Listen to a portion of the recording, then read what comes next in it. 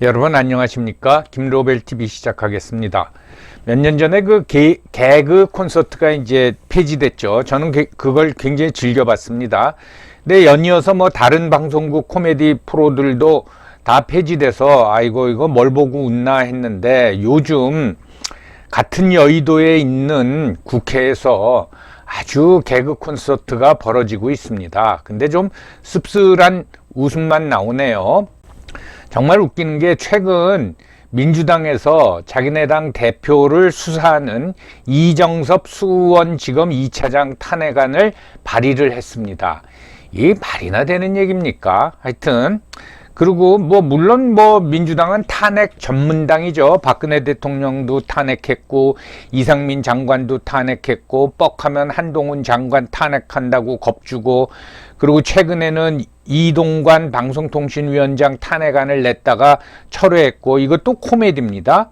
그리고 윤석열 대통령 탄핵 운운은 뻔질나게 이제 해대고 있죠. 그것뿐만 아니라 저는 진짜 웃긴 게, 최근에 이제 마약 정치 논쟁이 있었습니다.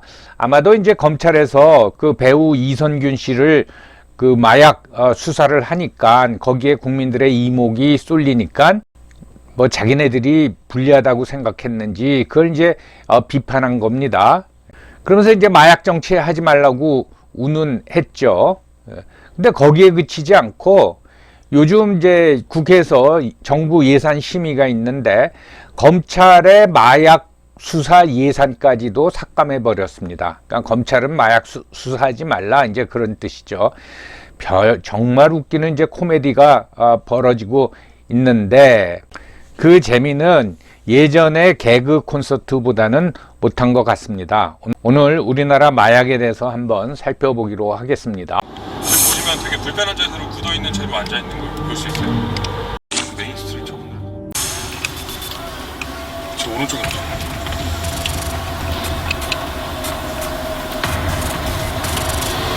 얘네들은 학생들인데, 그쵸? 뭔가 오, 주사바늘 줍는다. 오, 주사바늘 엄청 많다. 피를 일단 같이 빼고 약이랑 그냥 같이 넣는데, 된다 그래요. 이 동네 사람들은 그냥 거의 다 적응돼 있는 거죠. 여러분, 마약하면 남의 일처럼 들리시죠? 또는 남의 얘기처럼 들리실 겁니다. 그저 연예인이나 마약을 하고 그렇게 생각하실지 모르지만, 마약이 상당히 우리 주변까지 와 있습니다. 그걸 여러분 깊이 인식하셔야 됩니다. 여러분 자녀들도 안전하지가 않습니다. 그거에 대해서는 나중에 좀 말씀을 드리겠습니다. 먼저 마약 사범 적발 추이를 보면은 2010년에 9,732명이었습니다. 이 숫자도 적은 건 아니죠. 근데 2020년 10년 사이에 18,050명이 됐어요. 거의 이제 2배로 늘었습니다. 이 정도로 우리나라 마약이 점점 확산되고 있는 겁니다. 굉장히 최근 들어서 급속히 확산돼 가지고 청소년들이 걱정이 됩니다. 지난 1980년대 우리나라 청소년들이 환각을 위해서 본드라 그러죠. 그 접착제, 그걸 비닐 주머니에다 짜서 엮고 다니면서 그걸 코로 흡입을 했습니다. 그래서 거의 이제 마약이 1980년대에 본드화 되지 않았느냐, 그런 이제 걱정이 들고요. 얼마 전까지만 하더라도 국내에 유입되는 마약 중 상당량이 북한산이었습니다. 그러니까 북한이 우리나라에 밀수출을 하는 거예요. 그러면 그 돈은 어디로 갑니까? 북한으로 다시 가죠. 그래서 그 돈 가지고 북한은 핵무기 개발하고, 그리고 우리나라 청소년들은 북한산 마약 때문에 마약 중독이 되고, 이런 바보 같은 짓을 우리가 지금까지 해왔다, 그 말씀입니다. 자, 통계를 조금 더 보시겠습니다. 이건 이제 금년 통계하고 작년 통계를 비교한 건데, 1, 2월 두 달치입니다. 작년 1, 2월에는 마약 사범이 1964명이 이제 검거가 됐는데, 금년 1, 2월에는 2600명이 검거가 됐습니다. 연말이 되면 훨씬 더 늘어나겠죠. 그래서 1년 사이에 32.4%가 증가했습니다. 마약 수사를 하면서 압수한 마약량이 작년에는 112kg였는데 금년에는 10kg가 됐습니다. 그래서 57%가 더 상승이 됐습니다. 그리고 19세 이하 마약 사범이 늘고 있는 거예요. 그래서 2017년에는 119명이었는데 2022년에는 481명, 무려 4배 이상이 늘었습니다. 이거 심각한 거 아닙니까? 그런데 마약 수사 관련 예산을 막 삭감한다 이 말입니다. 마약이 얼마나 심각한가 하면요, 요 두 사진을 보시면 압니다. 이 위쪽에 있는 게 여성 사진이죠. 뭐 비교적 예쁘장하게 생겼는데 이건 마약을 하기 전 27살 때 찍은 겁니다. 근데 무슨 일로 마약을 하기 시작해 가지고 3년이 지난 30살 때 얼굴이 이렇게 변해버린 겁니다. 그건 뭐 어떻게 뭐라고 말할 수가 없네요. 그 다음에 요 밑에 사진은 남성 사진인데, 마약을 하기 전 36세는 요런 얼굴이었는데 그 3년 하고 나서 39살에 보니까 이런 얼굴로 변했어요. 이건 뭐 할아버지도 아니고 뭔지 모르겠습니다. 자, 아무튼 둘 다 공통점은 뭐 무슨 얼이 나간 것 같죠.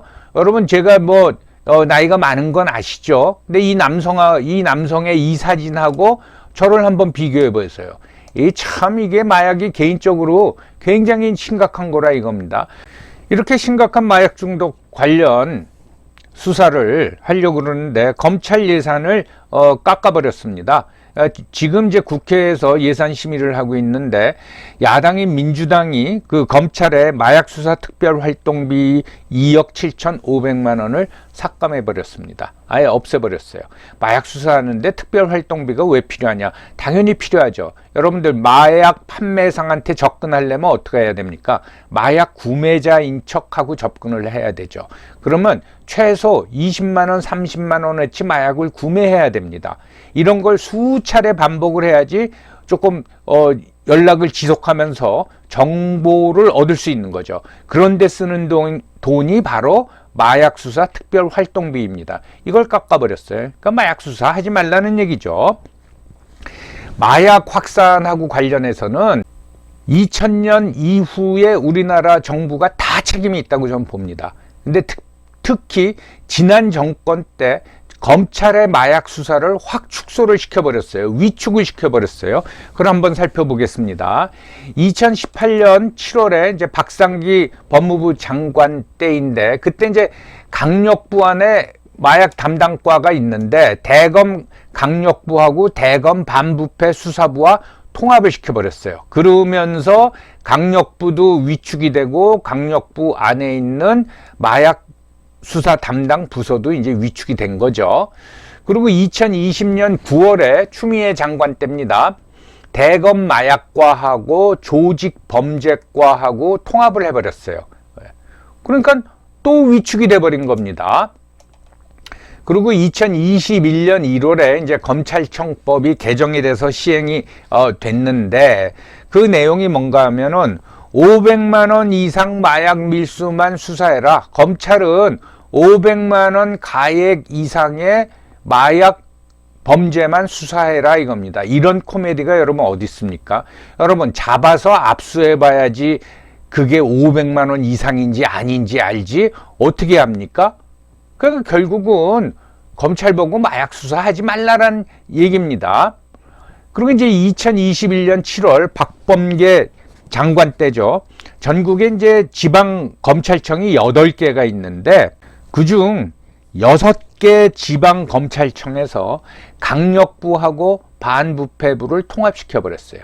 그래서 마약 수사가 이제 위축이 됐습니다. 그러다 보니까 무슨 일이 발생하나 하면은, 검찰이 이제 정보를 취득해 가지고 마약 현장을 덮쳤는데 마약 투약하는 것만 검거되고 대량의 마약이 발견되지 않았습니다. 그래도 검찰은 손을 댈 수가 없는 거예요. 그러니까 그 현장에서 경찰 112에다가 검찰이 전화를 거는 겁니다. 아이고, 경찰, 마약 현장을 우리가 포착을 했는데 경찰이 와서 빨리 체포해 주세요. 완전히 코미디죠, 코미디. 거기서 그치는 게 아니라 박범계 의원은 작년에 뭐라고 말했나 하면은, 자, 검찰은 마약 투약이나 이런 거를 수사 못하게 돼 있다. 그러니까 검찰이 마약 범죄를 직접 수사하면 민주당에 신고해라. 이거 완전히 코미디 아닙니까?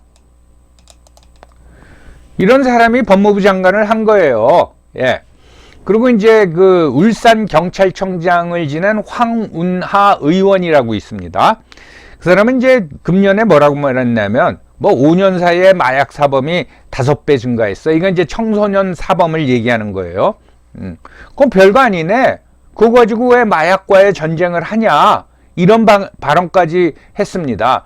정말 그 얘기를 듣고 저는 이제 충격을 받았는데 그런 사람이 울산 경찰청장을 지낸 겁니다. 그러면 5년 사이에 울산 지역에 5년 사이에 살인사건이 5배 늘어나면은 황운하 청장은 그럴 겁니까? 5년 사이에 5배밖에 안 늘어났네. 그거 뭐 그렇게 강력하게 수사해? 울산 지역에 그 성폭행 사건이 5년 사이에 5배 늘어나면 그거 별거 아니네. 이런 사람이 치안을 맡은 거예요. 한마디로 검찰은 마약 수사하지 말아라. 황운하 얘기는 범죄 수사하지 말라는 얘기나 똑같죠. 저는 이런 말을 하는 사람들을 보면은 왜 저럴까? 저 자녀들이 무슨 뭐 마약하고 관련이 있나? 그런 의심이 드는 거예요. 아니면 본인들이 무슨 뭐 관련이 있나? 그런 의심을 안 할 수밖에 없습니다. 하기야 뭐 국회 본회의장에서 비트코인 거래를 하는 사람들이니까 집에서 무슨 짓을 하는지 우리가 짐작할 수가 없지요.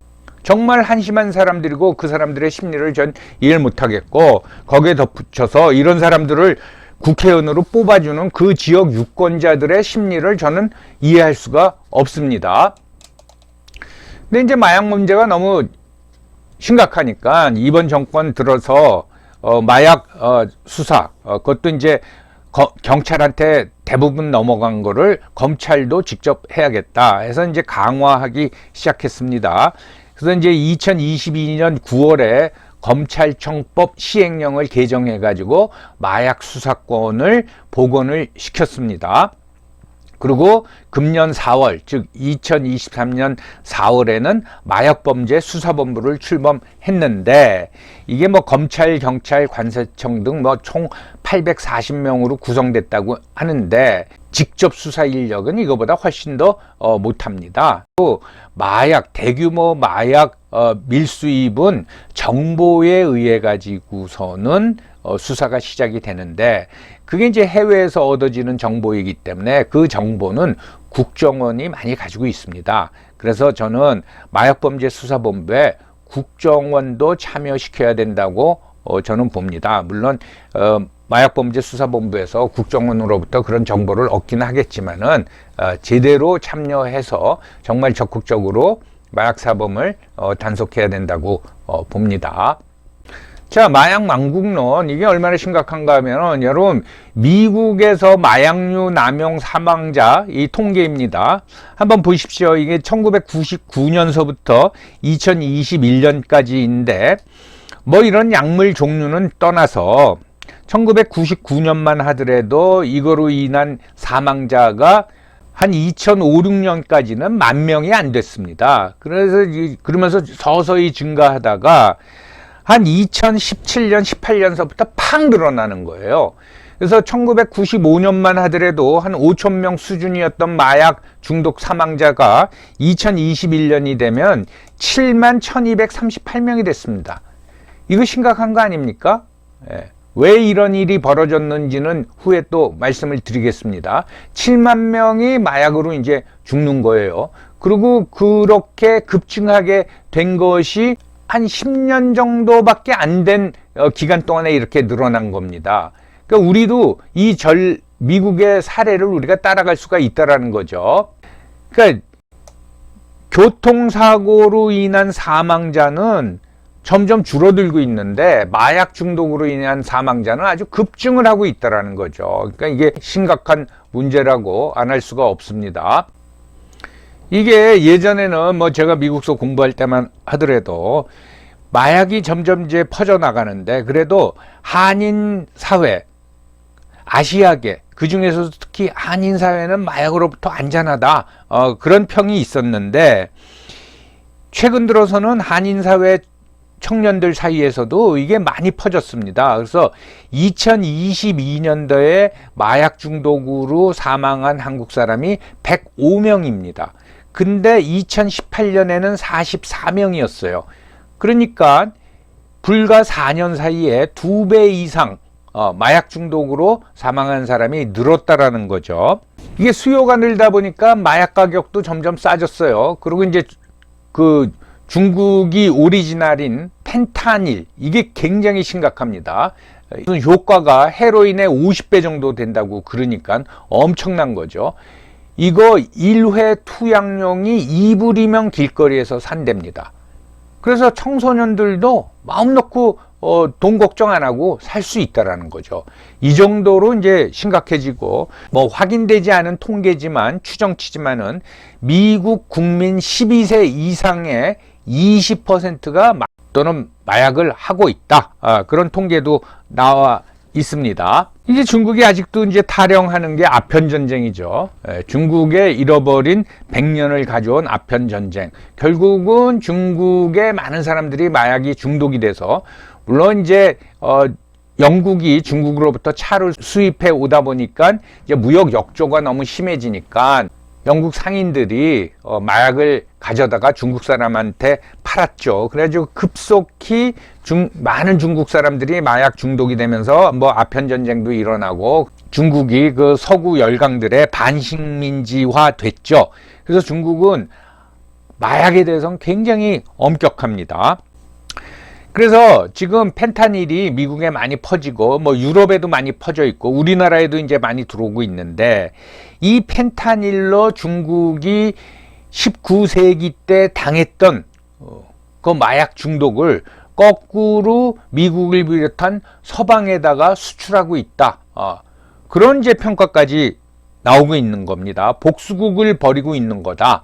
라고 이제, 그래서 몇 년 전에는 미국의 국무장관이 정식으로 중국 정부에다 항의를 했습니다. 펜타놀 밀수출을 좀 단속해라.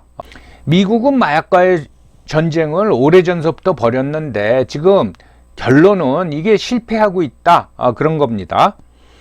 미국에 이제 마약 단속국이 있죠. DEA라고 영화 같은 데 많이 나오죠. 이거 굉장히 센 데입니다. Drug Enforcement Administration이라고. 이게 1973년에 설립이 됐습니다.